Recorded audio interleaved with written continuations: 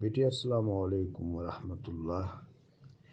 بیٹا قتل ایک عمل ہے، ممنوع ہے، حرام ہے، مقبوح ہے، ظلم ہے۔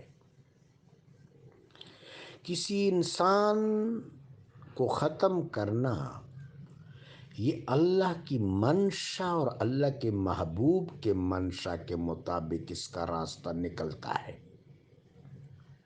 باقی کوئی صورت نہیں ہے۔ کوئی شخص اپنے کسی جذبے کے تحت یا اپنے کسی نفرت کے تحت دوسرے کو نہیں مار سکتا۔ قرآن عظیم میں کریم رب کا ارشاد ہے والذین لا یدعون مع اللہ الہا آخر، وہ لوگ جو اللہ کے ساتھ کسی اور کو الہ نہیں پکارتے، معبود نہیں پکارتے، ولا یقتلون النفس التی، اور اس نفس کو قتل نہیں کرتے، حرم اللہ، جس کا قتل کرنا اللہ نے حرام قرار دیا ہو، الا بالحق، ہاں مگر حق کے ساتھ۔ بیٹا وہ جو حق کے ساتھ قتل کرنا ہے وہ کسی فرد کے اختیار میں نہیں ہے، وہ مسلمانوں کا جو حیت حاکمہ ہے، حیت اجتماعیہ ہے، وہ فیصلہ کرے گا۔ مثلا ایک شخص نے بدکاری کا ارتکاب کیا ہے، وہ شادی شدہ ہے، اس کو سنسار کرنا، رجم کی سزا جاری کرنا، یہ فرد یا پنچایت کی جورسڈکشن نہیں ہے، یہ جو مسلمانوں کا اجتماعی نظم ہے وہ یہ کام کر سکتا ہے اور ان کے پاس یہ اختیار ہے۔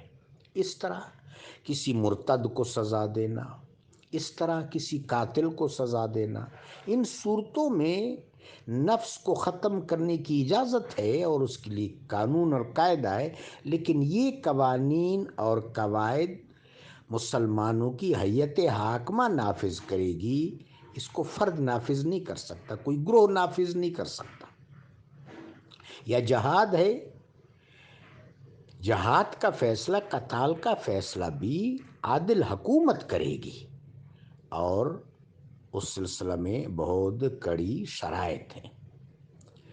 خیر بیٹے، دوسری بات یہ کہ جو کسی نفس کو قتل نہیں کرتے، ولا یزنون، اور بے حیائی کے مرتکب نہیں ہوتے۔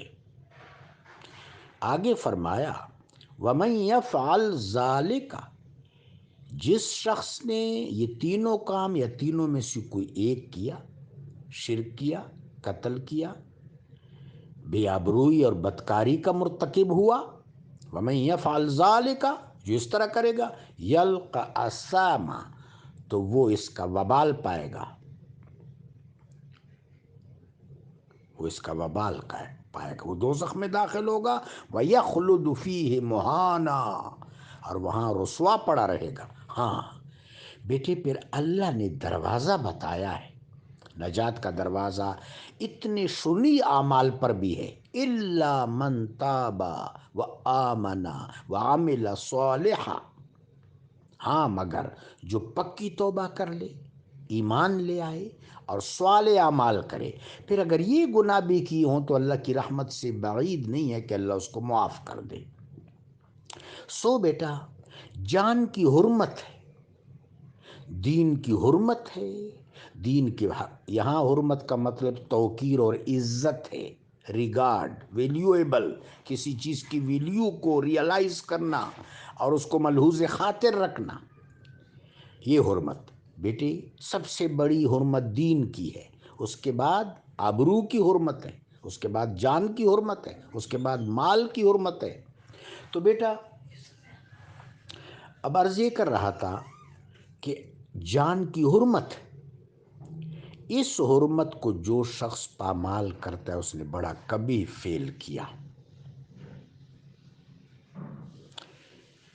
اس حوالے سے یہ بات بھی جسٹیفائیڈ نہیں ہے، مثلا ایک آدمی یہ کہے کہ میرے باپ کو فلاں پارٹی نے مار دیا تھا، میرے بھائی کو مار دیا تھا، نہیں، شرعاً یہ چیز جسٹیفائیڈ نہیں ہے۔ شرعاً کسی فرد کے پاس یہ اختیار نہیں ہے کہ کسی سے اپنا انتقام لے، ہاں قانون کے پاس یہ اختیار ہے، ریاست کے پاس، ریاست تو آج کا لفظ ہے، میں اس کو اس کے لیے بیٹا جو اصول دین میں لفظ ہے حیت حاکمہ، حیت منصرمہ، حیت منصرمہ، یہ الفاظ استعمال کروں گا جو علماء علم کلام نے یا علماء علم عمرانیات نے اپنی کتابوں میں لکھے ہیں۔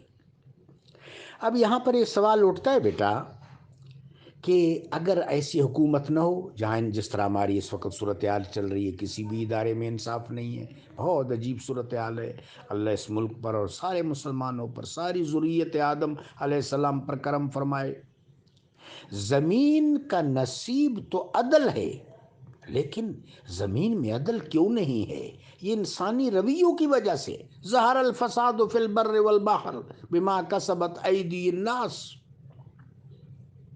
سیدنا خلیل الرحمن نے جب اللہ کے گھر کا ترفع کیا، سب سے پہلے کلمہ جو آپ نے فرمایا وہ یہ تھا وَمَن دَخَلَهُ كَانَ آمِنًا، یہاں جو بھی آئے گا وہ مامون و محفوظ ہوگا اور اس کی وجہ سے باقی لوگ مامون و محفوظ ہوں گے۔ تو بیٹا اب یہ ہے کہ تمام مسلمانوں انسانوں کی ذمہ داری ہے کہ نظام عدل کو وہ روپذیر کرنے کے لیے جد و جہد کریں، لیکن کسی کو قانون ہاتھ میں لینے کا اختیار نہیں ہے۔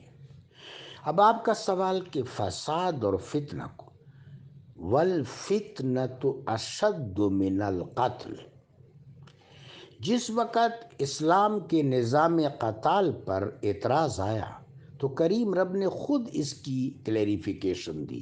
کریم رب نے فرمایا کہ ٹھیک ہے یہ تو درست نہیں ہے، لیکن کیا کسی کو ایک رب کو پکارنے سے منع کرنا، مسجد حرام شریف کے نظام کو خراب کرنا، وہاں اللہ کے بندوں کو وہاں سے اخراج کرنے پر، نکلنے پر مجبور کرنا، یہ سب درست ہے؟ اس شر و فساد کو مٹانے کے لیے اور زمین کو عدل آشنا بنانے کے لیے تو جہاد کی اجازت دی گئی ہے، جہاد موجوز ہے، جہاد کی اجازت دی گئی ہے۔ آگے فرمایا وَالْفِتْنَةُ أَشَدُّ مِنَ الْقَتْلِ، فتنہ قتل سے زیادہ شدید ہے۔ فتنہ کو فروغ کرنے کے لیے، فتنہ کا تدارک کرنے کے لیے قتال کی اجازت ہے۔ بالکل ایسی بات ہے جس طرح ڈاکٹر کسی جسم سے ناسور کاٹتا ہے، آپریٹ کرتا ہے تاکہ باقی جسم محفوظ رہے۔ تو بیٹا دین میں یہ دیکھا جاتا ہے کہ عمل اور نتائج، عمل کے نتیجے میں جو نتائج مرتب ہوتے ہیں، پھیل جاتے ہیں، چھا جاتے ہیں، وہ نتائج اگر مضر ہوں، برے ہوں، نقصان دہ ہوں تو اس کو فتن یا فتنہ کہتے ہیں۔ لہٰذا فتنہ قتل سے شدید ہے، لیکن سبب قتل ہی بنتا ہے۔ لہٰذا پہلے تو اسباب کو ختم کیا جائے، پھر یہ دیکھا جائے کہ جو فتنہ ہے وہ جن لوگوں کی وجہ سے روپذیر ہو رہا ہے، وہ لوگ انسان کے اجتماعی وجود کے لیے مضر ہیں، تو ان کے خاتمے کی اجازت قرآن دیتا ہے، بلکہ حکم دیتا ہے۔ قرآن پاک میں آتا ہے فَقَاتِلُوا أَئِمَّةَ الْكُفْرِ حَتَّى لَا تَكُونُ فِتْنَةٌ وَيَكُونُ الدِّينُ لِلَّهِ، ائمۃ الکفر کو ختم کر دو تاکہ فتنہ باقی نہ رہے اور دین اللہ کے لیے خالص ہو جائے، زمین پر خوشگوار فضا میسر آ جائے۔ جزاک اللہ بیٹا۔